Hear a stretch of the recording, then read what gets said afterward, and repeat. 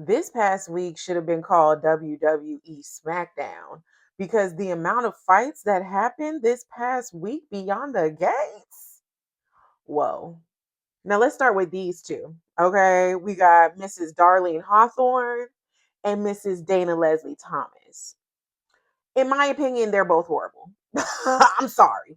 I'm sorry. Y'all love Darlene because she's giving it to Leslie, and it's rare that we get people that bounce that way, you know? But I still, I don't like it. Why does she have all of this animosity towards anybody? She was nasty to Naomi when she first met Naomi, and now she's nasty to Eva. Now, I get it, okay? Leslie deserves all the smoke. Absolutely. Leslie definitely deserves all the smoke, okay? She came in there.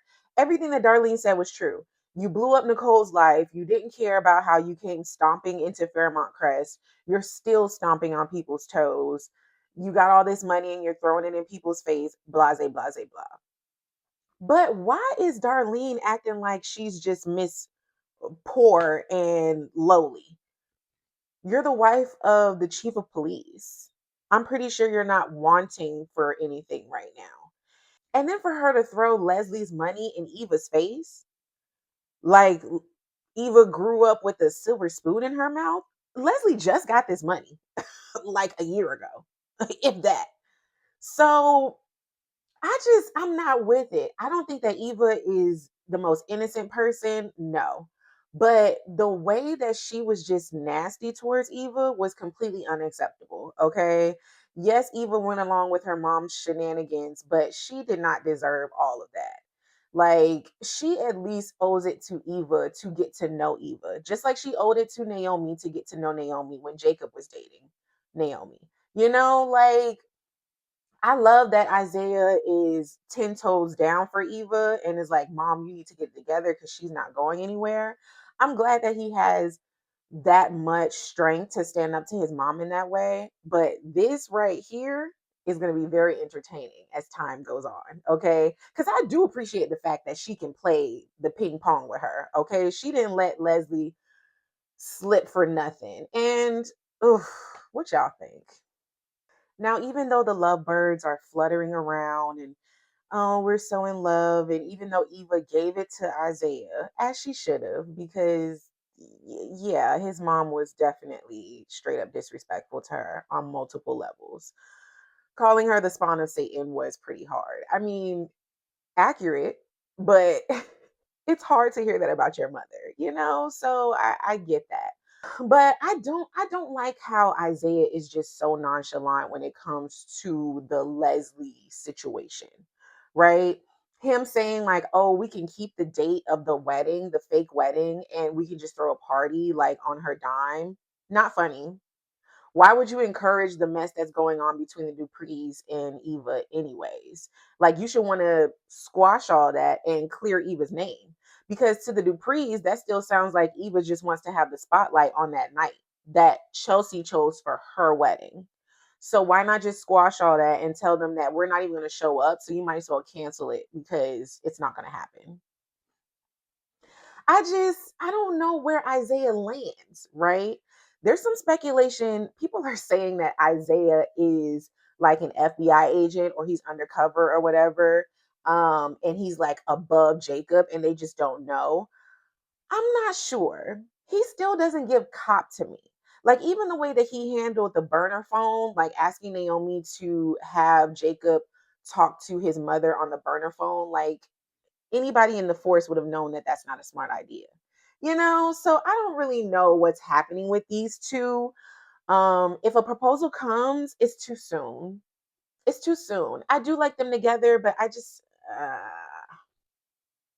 now this rumble I was not ready for. I thought they were besties. I thought they were cool. I thought they had each other's backs. This past week it got real nasty between these two. To be honest, I blame Vanessa. I do. I am fully team Nicole when it comes to this mess. Because one, how you gonna reprimand Nicole for leaving and not reprimand Joey for being so disrespectful and nasty that she felt she had to leave? just to keep the peace. That dinner was all Joey. I don't even like Carlton. Carlton and Nicole came and sat down and was ready to at least fake Kiki with them. They were ready to just shoot the shots, talk the talk, get through the dinner. They weren't even about to ask about profession, work life, nothing. Like they were really just there for Vanessa because she begged everybody to be there. And Joey fully jumped down their necks. Like, I don't see any fault in anything that Nicole said or Carlton. It was all in reaction to what Joey was putting down. So for Vanessa to tell Nicole that, oh, if you loved me, you would have stayed at the date and you would have talked to him in a respectful manner. Vanessa, you tried it. You tried it. And then to sit there and be in tears like, oh, I love this man. Vanessa, what are you doing? You love this man? You love Joey? When no one else in your circle is approving of him? Your daughter tore you down in public multiple times, okay? She tore you a new one at Uptown, and then she messed you up at Orphe Jeans when you lied to her and said that you and Joey weren't together when Doug was still alive. And now you're about to throw away your entire friendship with Nicole over Joey? Look, at this point, she better be trying to set Joey up for something because her being ready to set fire to her entire life, ecosystem, everything to be with Joey makes no sense to me. Makes no sense to me. And if I was Nicole, I would block her on everything. I ain't got nothing to say to her. You wanna defend your man? Okay, cool. And don't call me when you get locked up because y'all still in that illegal mess. Now, Bill and Tomas have been in a rumble for a while. Okay. Tomas has been set up by Lynette and Haley saying that he was sexually harassing Lynette, all of this mess, to the point where Bill reprimanded him so bad that Tomas went and found another job. He's literally about to team up with another law firm and gave Bill his letter of resignation. He was like, bro, I'm done. Like, I'm not going to sit here and have my character demolished by your wife. So I'm going to go. And Bill straight up was like, are you resigning because of Haley? And Tomas was like, yes. Yes. What are you talking about? This man has constantly talked about how Bill has molded him and him even wanting to be a lawyer before he even went to law school, right? So, of course, he wouldn't want to blow up his reputation and his relationship with Bill. But Haley made it seem like that was so fickle and weak when Bill was ready to throw him out over those allegations. Now, apparently, they're back on good terms, right? He ripped up the letter of resignation, said, you're not going anywhere. You always gonna be with me. We gonna be good. Got him all happy and feeling, important. And now they're about to work together to figure out who Lynette is and bring her down. Because of course, he's still worried about who Lynette is and not his own wife. Bill is just so insufferable. I tell you, I'm telling you, he is just all over the place. I'm glad that he did keep Tomas. That was definitely smart because if he lost Tomas, he ain't got no other proteges. Like Naomi doesn't even want to take over the law firm from Bill. So who would he leave his legacy with? Exactly. So it was definitely his benefit to keep Tomas so that he can keep molding him into a baby Bill. Period. Like it is what it is, right? Thankfully, Tomas is smart and he's already got some upfront information on Lynette. I think that he's going to help Bill really figure out that Lynette really is a con artist. But hopefully, this leads to some truth with Haley as well. Haley/Val, right? Because it's just not going anywhere. Okay. Lynette, she's getting her penthouse. She done already told Vanessa, I'm looking for places. So she's not going anywhere. Okay. So I'm going to need for them to figure out that she's just as bad as Haley, if not Haley's worse, so that they can save Bill's life. Because Haley is still anxious and holding on to that bottle of poison. So we're going to see. Madison is up for a fight, but unfortunately, it's in the courtroom. Madison is being sued by a patient. But let me break it down, okay? She's never had this patient. Her mother, who has yet to be faced yet, we haven't met mom, but she told us that she's a holistic person. She doesn't believe in Western medicine. So her and her mother butt heads a lot when it comes to the way that she diagnoses her patients, what she tells her patients to take, all those things. Her mother is big on social media. So her mother goes on social media and says that in order to cure a bad fever, you want to take ginger and she said like ginger and garlic, right? Like ginger and garlic will take care of a really bad fever. Her mom posts that on social media and then even says, my daughter, the neurosurgeon, the doctor, approves this message, right? So another mom, a random person, sees Madison's mom's post and takes it to heart. Her kid has a fever. She tries to treat it with the natural remedy. The baby goes septic, right? Like the baby like almost dies.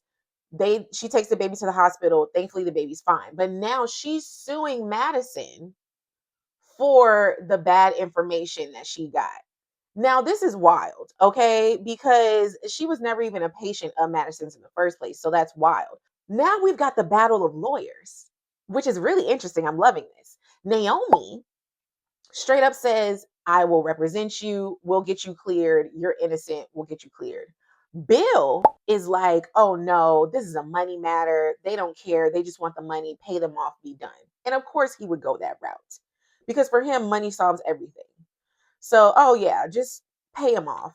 I'm totally on Naomi's side. Okay. It makes no sense for Madison to pay this person off when she did nothing wrong, especially, it's like her admitting guilt.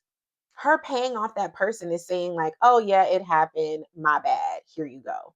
No, I didn't do anything wrong. My mother is not a doctor. I am. You didn't see that on my page. You saw that on my mother's page. And for you to take some weird information off the internet and put that towards your child is your fault. But y'all let me know how y'all think this gonna go. Now, while Madison is worried about her mess in the hospital, we've got the bro-in-laws running all up and through Garland with this whole blood plasma situation.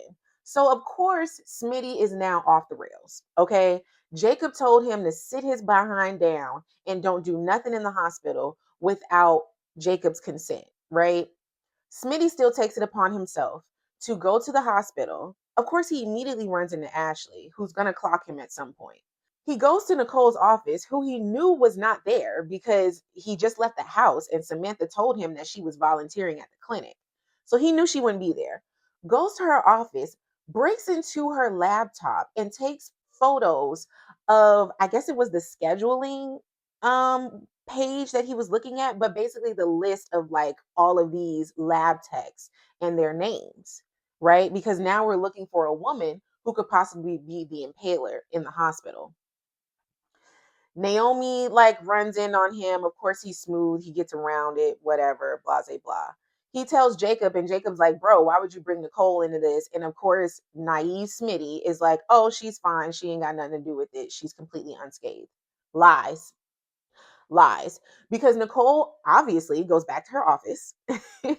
She logs into her computer and she gets a little weird notification that says, hey, you logged out in a weird way. We get that all the time, right? Like, oh, you just closed your laptop. So do you want to proceed? Was this you? Blah, blah, blah. She logs back in and she sees, I never used this program. Like, what is this? She's a therapist. So I'm pretty sure she's not in there looking at the nurses' schedules, right? So of course she calls IT, like, yo, something's wrong with my computer, da da da da. And now we see that Dr. Leah is going to go talk to her about it next week. So, yes, Smitty, you did bring Nicole into this mess. And it's just going to get messier from here, especially if Dr.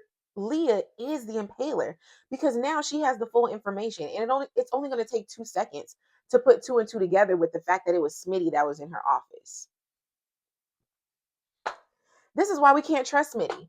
He's constantly talking about how he's a great journalist, and yet he's the worst. He's always getting caught. He's always leaving breadcrumbs where they shouldn't be. Like, Smitty, come on. You could have just left Jacob in the hallway and he could have dealt with it like himself. This is just wild. This is wild.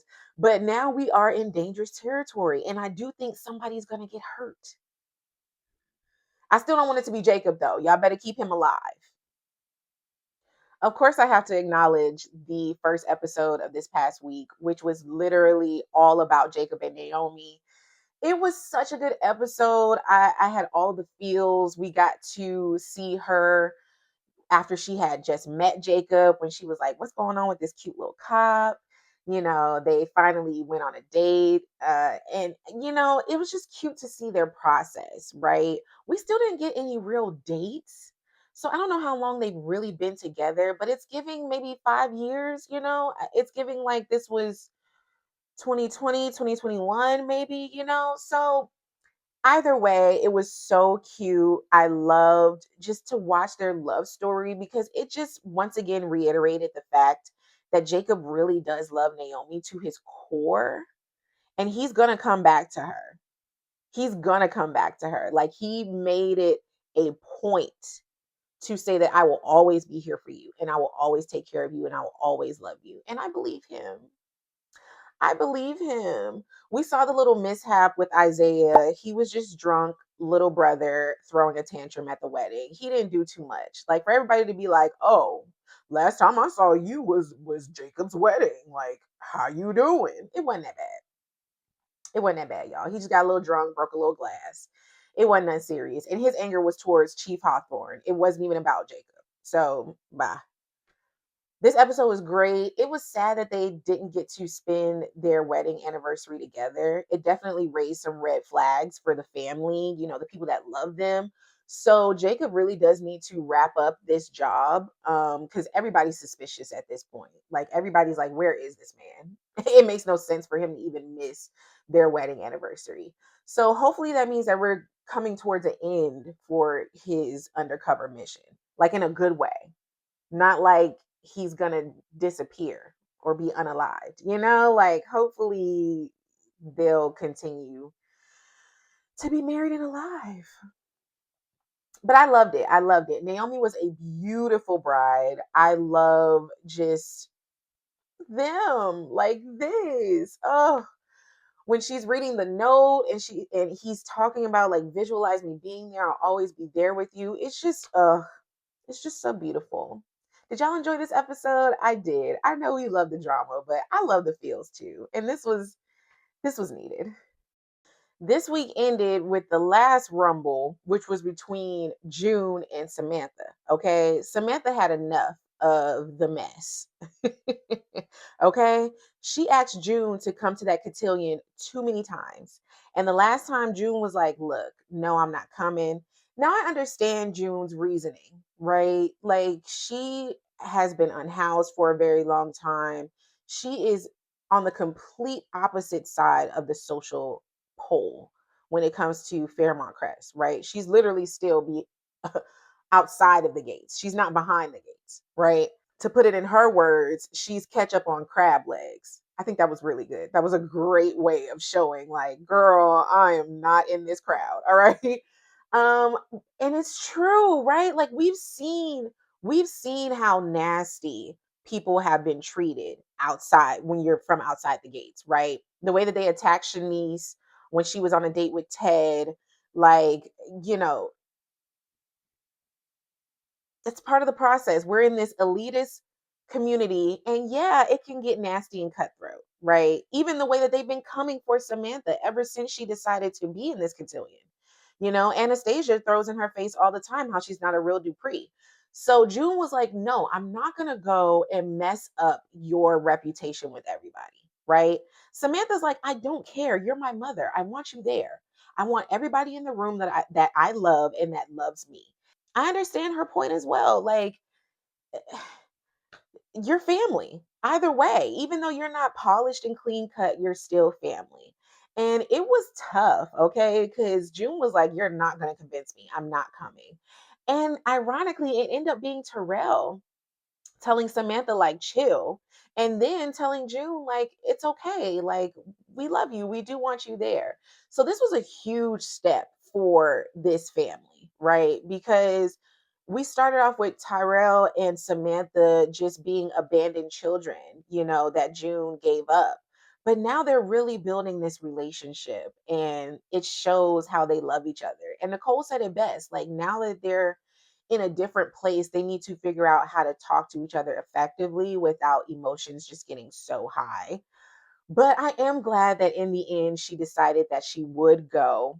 I think this is going to be a great Cinderella moment for June. They're going to get her all dolled up. I already know it. She's going to look gorgeous. And it is worth it because she is Samantha's mother. And I do think she should be there. Y'all let me know how you feel in the comments. If you think that she should sit this one out, like, was she real? Is she really going to make a spectacle? Or is it good that she's going? There is so much going on beyond the gates. Like, it is wild, okay? I'm really looking forward to this cotillion. Like, it's really about to go down. I am looking forward to seeing Danny flourish in her modeling career. She had a little moment, but we're back. I'm looking forward to Anita announcing that she is about to go into remission. Like, there's good things that are coming. There's good things that are coming. I even saw Ted and Nicole being a little friendly this past week. So there might be something going on there. Who knows, right? Thank you so much for watching. Hit me in the comments. Let me know how you felt about everything that we talked about. Make sure you like, comment, subscribe, and share. And I will meet you here every week. Be on the gates.